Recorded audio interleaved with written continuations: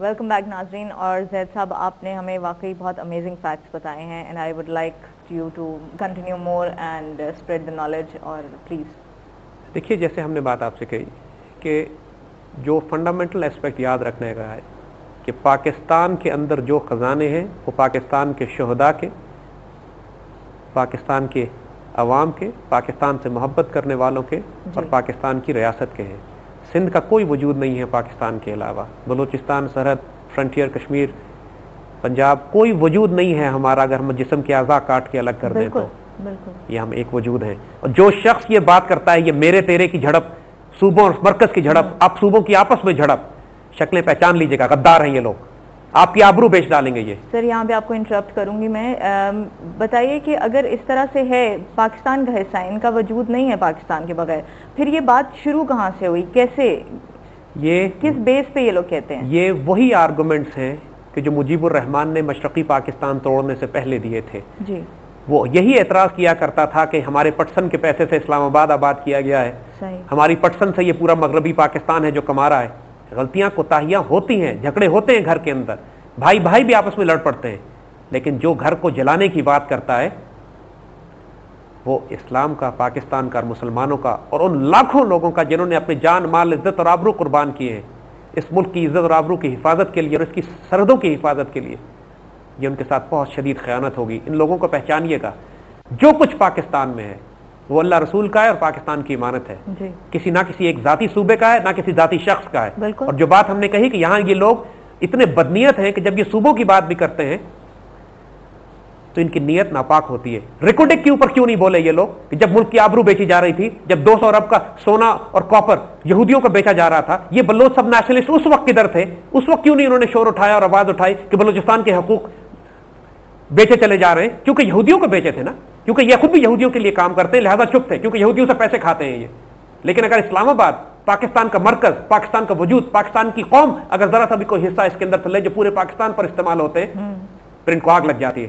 ان کی شکلیں پہچانیے گا. گوادر پہ بھی جھوٹ بولتے رہیں گے، پاکستان کے باقی تمام معاملات پہ جھوٹ بولتے رہیں یہ لوگ پاکستان سے نہ مخلص ہیں نہ پاکستان کی ریاست سے مختلف ہیں. اور آج ہم یہ بات آپ کو بتا دیں. ایک بات اور ہم کہنا چاہیں گے یہاں پہ، ایک مایوسی پھیلا دی گئی ہے پوری قوم میں کہ پاکستان ٹوٹنے والا ہے، بلوچستان الگ ہو رہا ہے، سندھ الگ ہو رہا ہے، فرنٹیئر الگ ہو رہا ہے. اس ساری خرافات پہ کان مت دھریے گا. اللہ کے فضل سے کچھ بھی نہیں ہونے والا اس ریاست کو. اور ہم تو کہتے ہیں کہ جو شخص یہ کہے کہ پاکستان ٹوٹنے والا ہے اس کو شدید سزا دینی چاہیے، سولی چڑھا دینا چاہیے. کہنے کی اس کو جرت کیسی ہوئی یہ بات کہنے کی کہ اللہ کا دیا ہوا تحفہ ٹوٹنے والا ہے؟ کچھ بھی نہیں ہونے والا اس ملک کو. یہ صرف سائیکولوجیکل وارفیئر ہے، پروپیگنڈا وارفیئر ہے، ہمیں ڈی مورلائز کرنے کے لیے، تفرقوں میں بانٹ کے، فرقوں میں بانٹ کے، گروہوں میں بانٹ کے، صوبوں میں لڑائی کروا کے. یہ سارے ان کے سازشیں اور ہتھ کنڈے دیکھیے گا اور سمجھیے گا. اللہ کے فضل سے اس مملکت خداداد کو کچھ بھی نہیں ہونے والا. یہ اللہ رسول کی امانت ہے. پاکستان اور مسلمان ماشاءاللہ ابھی اللہ کے فضل سے ہیں یہاں پہ جو اس ملک کی خاطر اپنی جان مال قربان کرنے پہ تیار ہے. کچھ بھی نہیں ہوگا اس کو انشاءاللہ. تو ہم حکومت وقت لازم ذمہ داری ہے یہ بات کہ اس ملک کے فیول ریسورسز کو ری آرگنائز کرے. ہمیں ہر حال میں خود کفیل ہونا ہے. ہمارے پاس اتنے ذخائر موجود ہیں کہ ہماری 10 نسلیں خود کفیل ہو سکتی ہیں فیول میں، چاہے وہ کوئلہ ہو، چاہے آئل ہو، چاہے وہ گیس ہو. اور دوسری بات، جو نیچرل ریسورسز ہیں ہمارے، ہمیں اپنے ہمسایوں کے ساتھ تعاون کرنا ہے اس پر. IPI gas line, Iran, Pakistan, India, اس میں سے ہمیں انڈیا کو نکال دینا چاہیے اور IPC کر دینا چاہیے، India Pakistan China gas pipe line.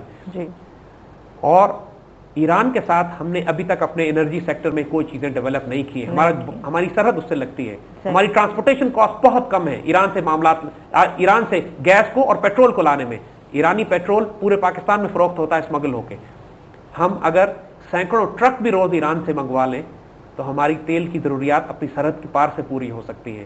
ہمیں کوئی لمبے چوڑے طریقے کر کے رسک لے کے وہ خطرناک معاملات کر کے کہ دوسرے ملکوں سے ہمارا تیل آتا ہے، جہاں سے بھی آئے، ہمیں تیل سعودی عرب سے بھی آتا ہے، ہمیں تیل گلف کے ممالک سے بھی آتا ہے ضرور، لیکن alternate back up supply line Iran سے کھول کے رکھنی ہے ہمیں. اس صورت میں کہ سی لین، سمندری لینز اگر بلاک کر دی جائیں ایک جنگ اور ایک حادثے کی صورت میں، کیونکہ انڈیا کے ملٹری پلانز میں یہ ہے کہ جس لمحے پاکستان کے ساتھ اس کی کوئی ہاسٹائل سناریو ہوگا، ہاسٹائل انوائرمنٹ بنے گی، وہ ہماری سی پورٹس بند کر دے گی جیسے قطر کی جنگ اس نے کی تھی. بالکل ہمیں ہر حال میں اپنا تیل بھی پیدا کرنا ہے اور وہ آلٹرنیٹ راستے اپنے فیول سپلائی کے کھول کے رکھنے ہیں کہ جو کسی صورت میں بند نہ کیے جا سکے انڈیا کی طرف سے. انڈیا کی ریچ سے بہت دور ہے ایران.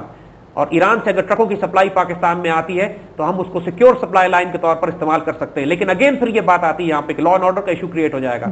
بلوچستان لبریشن آرمی کے ٹیررسٹ جو پاکستان کی اپنی ایگزسٹنگ گیس لائنز پر اٹیک کر رہے ہیں وہ آئی پی آئی یا آئی پی سی پہ بھی اس لیے اٹیک کریں گے کہ وہ سارے کے سارے امریکن ایسٹس ہیں. بی ایل اے کو تیار کیا گیا ہے امریکہ کی طرف سے اس لیے کہ امریکن سخت مخالف ہیں اس بات کے کہ پاکستان اور ایران کے درمیان کوئی تجارتی معاہدہ یا انرجی کے لیول پر کوئی معاہدہ کیا جا سکے. ہمیں ہر حال میں اس معاہدے کو فالو کرنا ہے. یہ ہمارے لیے ضروری ہے, ہماری نیشنل سیکیورٹی کے لیے ضروری ہے. اور ویسٹرن زائنسٹ اکنامک ماڈل کو بائی پاس کر کے پاکستان ایک انڈیپینڈنٹ فیول سپلائی لائن کھول سکتا ہے اپنی, اگر ہم اپنے ذخیرے استعمال کریں اور ہم براہ راست ایران سے تجارت کریں. ایران, اب ہم آگے جا کے بتائیں گے, ایران اپنے آپ کو اس گلوبل اکنامک ماڈل سے نکال رہا ہے جہاں تک اس کی فیول سپلائیز کا تعلق ہے. ایران خود بھی پیدا کرتا ہے اور اس جو ڈالر بیسڈ اکنامک ماڈل ہے جس میں فیول کی یا تیل کی دنیا میں ڈالرز میں تجارت ہوتی ہے, ایران نے اپنے آپ کو اس سے باہر نکالنے کی کوشش کی اور نکال رہا ہے. اچھا, نتیجہ یہ ہے کہ ڈالر کی تباہی سے ایران کے اکنامک ماڈل پر, ایران کے فیول سپلائیز پر, ایران کے فیول سیلز پر فرق نہیں پڑے گا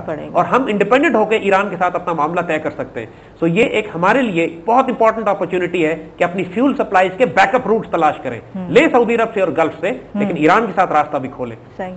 جیسے ہم نے کہا کہ انتقال سے پہلے اسلامک اکنامک ماڈل کی بات کی ہے, اور اسلامک اکنامک ماڈل کا جہاں تک تعلق نیچرل ریسورسز سے ہے, اس کے اوپر حضور صلی اللہ علیہ وسلم کی ایک سٹننگ حدیث ہے جس میں آپ نے پیرامیٹرز ڈیفائن کر دیے ہیں کہ نیچرل ریسورسز کے, فیول ریسورسز کے لاز کیا ہوں گے. ایک حدیث شریف ہے جس کا مفہوم ہے کہ آپ نے فرمایا ہے کہ 3 چیزیں مسلمانوں کی اجتماعی ملکیت ہیں, پرائیویٹ پراپرٹی میں نہیں دی جا سکتی, وہ ان کو پرائیویٹائز نہیں کیا جا سکتا. فائر, فائر کا مطلب ہے فیول ریسورسز. واٹر, واٹر کا مطلب ہے نہریں, کنویں, پانی کے ریسورسز. اینڈ پیسچرز, جنگلات, کھلے علاقے, وہ علاقے جو کہ عام انسان کی فلاح کے لیے استعمال ہوتے ہیں. ان میں سے کسی چیز کو پرائیویٹائز نہیں کیا جا سکتا. پاکستان میں جتنے بھی فیول ریسورسز ہیں, جتنے بھی واٹر ریسورسز ہیں, جتنے بھی پیسچرز ہیں, کھلی جگہیں ہیں, وہ لازماً مسلمانوں کی اجتماعی ملکیت ہونی چاہیے. آج کے ماڈرن کیپٹلسٹ اکنامک سسٹم میں بالکل اس کا الٹ ہے. جی زید صاحب, گفتگو کا سلسلہ یہیں سے جاری کریں گے, لیکن ابھی ایک چھوٹے سے وقفے کا ٹائم ہے. ناظرین, ہم واپس آتے ہیں ایک چھوٹی سی بریک کے بعد.